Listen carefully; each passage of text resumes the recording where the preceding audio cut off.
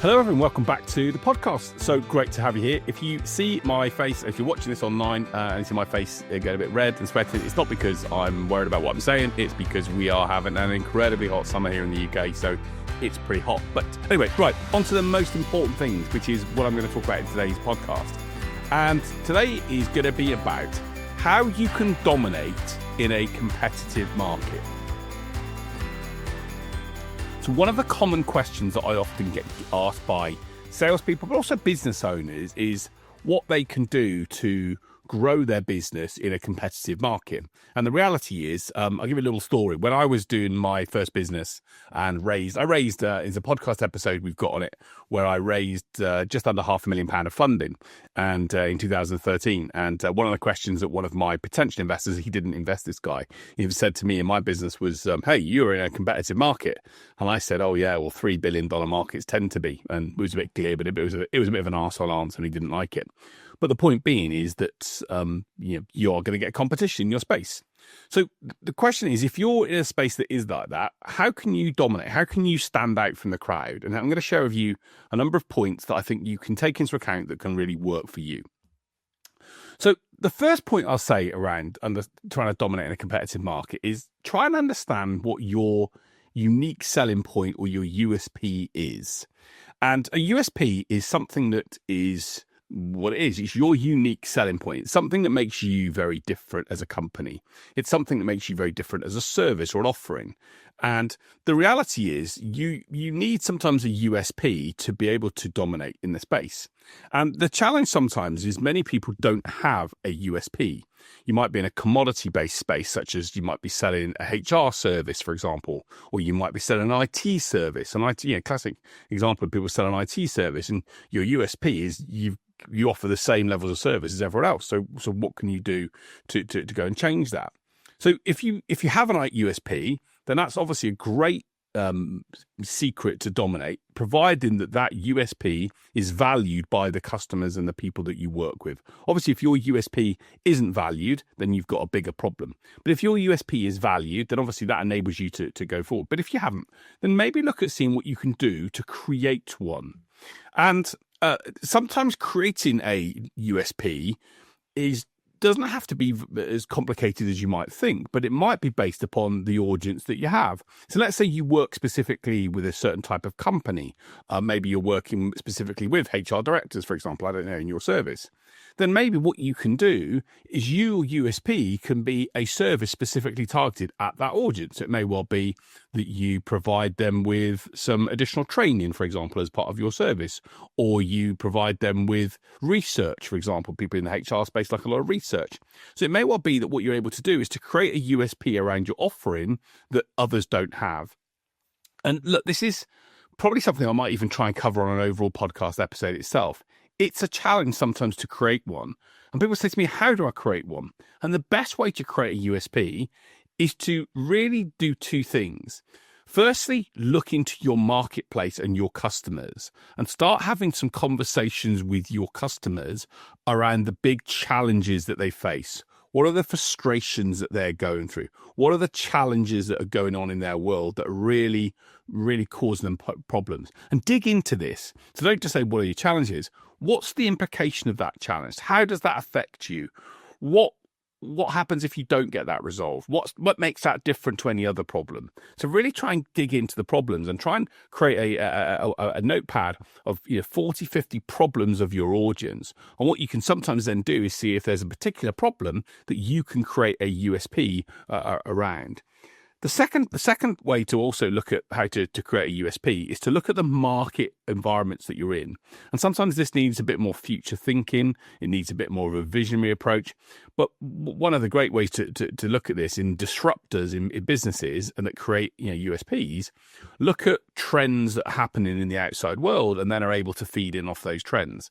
So, for example, one of those trends might be, let's take an example in the UK. So in the UK at the moment, there is a big push towards people being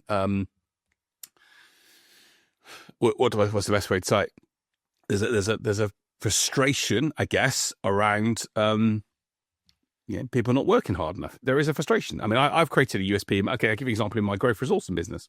We've created a USP where we're able to communicate to potential customers of the companies we work with using multiple channels. So we pick up the phone where they know that other people in their industry, in their people in their world aren't doing at the moment. Now, is that a USP that's different? No, the USP is that we understand specifically our audience, which tends to be financial services. We understand how to sell across a email, social media, calling.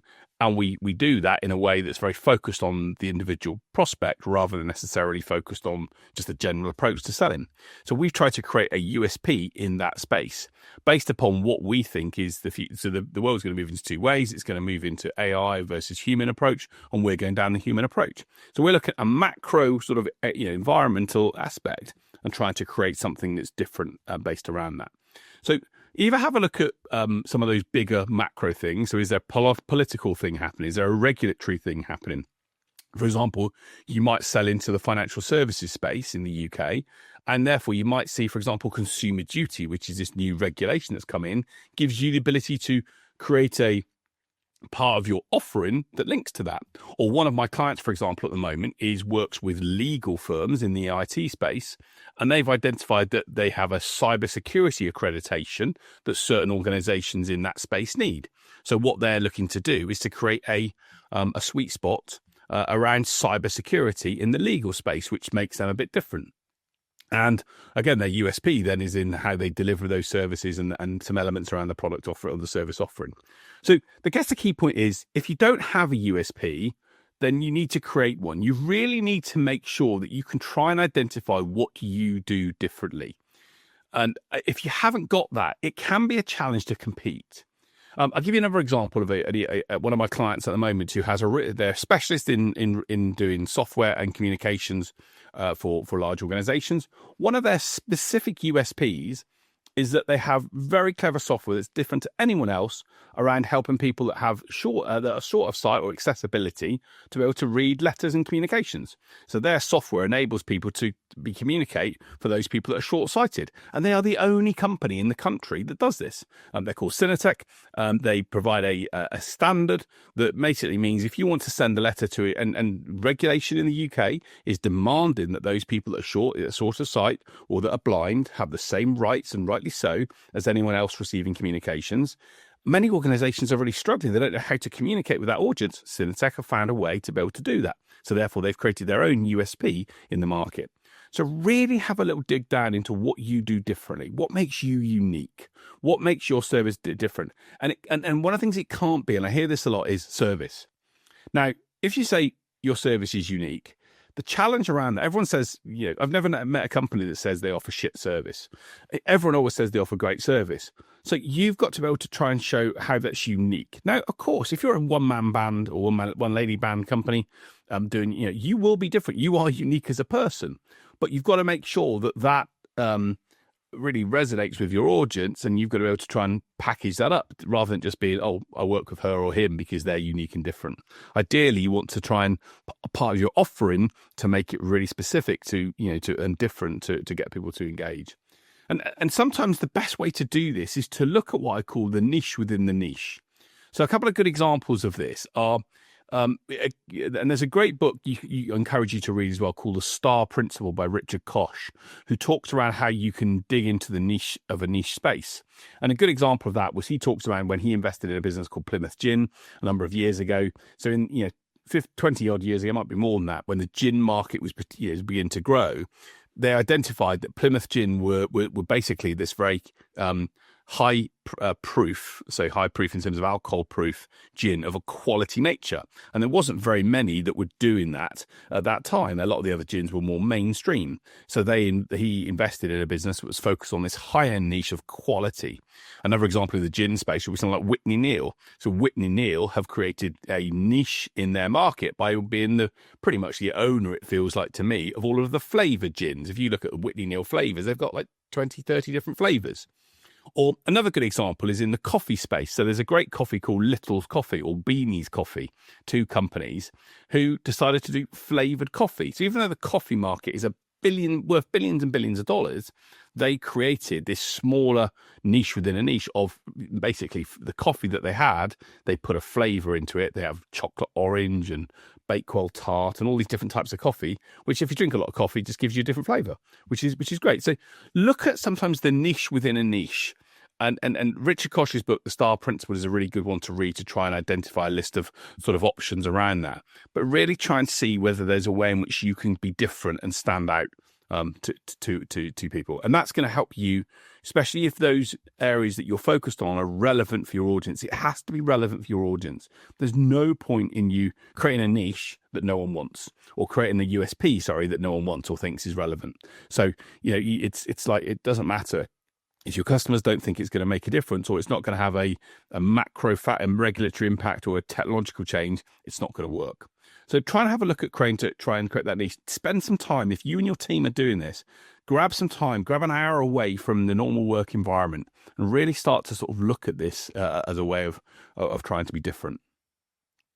And one of the best ways to also look at doing that is also to look at, where are your strengths right now?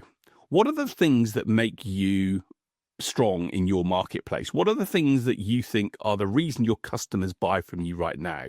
So if you were to look at, again, great idea, get a notepad out and to put on one side your strengths as a company, what makes you really good, and what are your weaknesses.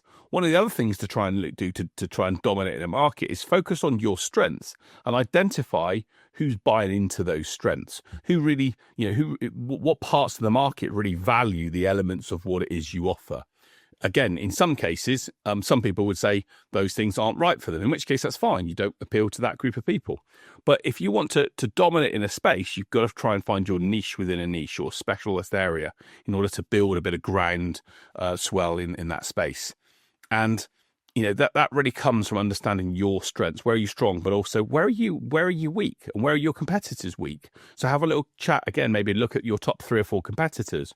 Where are they weak? I know, for example, in my space, there's an organization that I wouldn't say I compete with, but I know is out in the market, and they're a franchise basically of a sales training consultancy.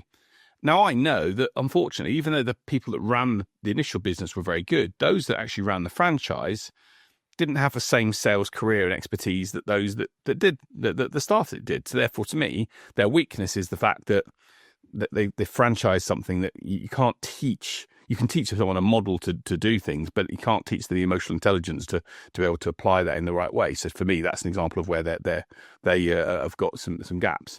So leverage your strengths. Write down your strengths. What are the things that you're really good at? And if you're not sure, again, ask your customers. What do your customers like about you most?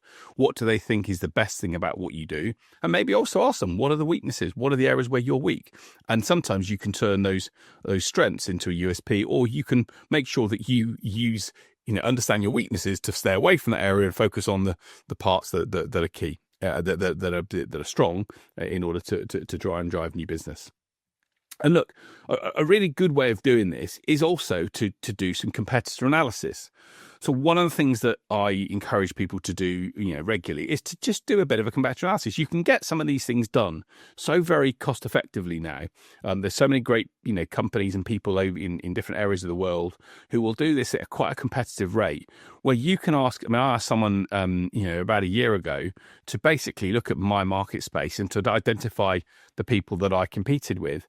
And they identified 20 different organizations, from like a tier 1, a tier 2, and a tier 3. And the services they offered, they compared the pricing that they offered. They compared sort of what these people did. Now, I'm not saying that you want to be obsessed by the competition, but do understand who you're competing with and what they're really good at, where they focus and where they don't focus, where they're not at their strengths. Because it enables you then to start to say, okay, actually, if they're, for example, I know in a couple of spaces, again, that I work with, other people will work in the manufacturing or maybe in the products area. For example, my sweet spot is I work with service businesses. So I do a huge amount of work with IT, software, financial services businesses, insurance, financial services, IT services. That tends to be where I do a lot of my work. So I'm able to know and see there's very few people that do what I do in terms of building sales frameworks and helping companies grow in that space. So it creates that, offering for me. So those are the couple of things. The other key things I think just to think about in there is really just be aware of the shifts in the market. One of the things I also try and do is once a year or twice a year if I can, is just to take some time away for a weekend where I literally look at my marketplace and where that market is going. And I try and identify what might be the emerging trends or elements that might happen in the market. So, for example, in my space, I'm not going to, I have a business, as you guys know, a calling business that will pick up the phone, my growth resourcing business in South Africa. And, it's really clear at the moment, it was clear from 6 months ago, that AI is going to be a potentially big competitor to us. Now, in many cases, people would say, oh, it's a competitor, it's going to stop, people making calls. It is, but it's actually not in my case, because I don't think it's going to be the end of what we do, because our focus is on being really human and personalized in our approach. And the AI tools that I've seen just can't do that. A technological impact, however, that we haven't to take into account is a decision Apple made, which is to screen calls from people that you don't know anymore. So that is what I would call a big technological shift that we are having to deal with. So be aware about what's going on in your market, what's happening with the computational technology or political or economic or regulatory shifts that are going on, and see if you can make sure of what's actually happening at those points. And if you stay on top of those industry trends and you stay on top of really what is going on in your market, and you ask your customers what the challenges are for them by having those great conversations, then you're going to be in a better position to try and dominate. I think the other final thing I would also say about dominating in a competitive market, and a couple of things that to finish off this podcast, is just be in a position where potentially you can look at where you can collaborate with others. Sometimes one of the things that the roles that, again, one of the organizations that I'm working with at the moment, we've created a particular person involved in partnerships, and the focus on that person in partnerships is all about trying to help them understand where there are complementary offerings that can work alongside what they do. So again, this organization works in a competitive space, but what we've done is we've mapped out, if you like, where their product or their software sits. And what we've then done is worked out, okay, what are the other software systems that sit alongside that? And where are there potential partnership opportunities? And what we've identified is that there are some people that don't do what they do, but they interface to that. And what they're able then to do is to say, okay, great. Well, if we could potentially have a conversation with these people over here, and maybe open up their market space, and vice versa, they partner with us and we open up our customer base to them, then it potentially is a good fit.